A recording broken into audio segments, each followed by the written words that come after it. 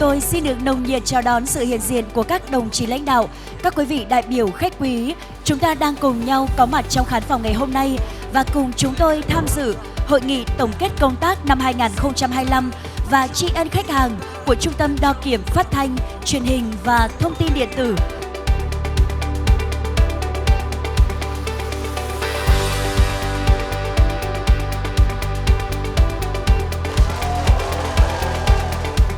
Bộ sưu tập Sắc màu di sản của thạc sĩ, nhà thiết kế Vinh Quang Entertainment được giới thiệu như một lời tri ân tinh tế, một nhịp cầu kết nối giữa di sản, con người, thời đại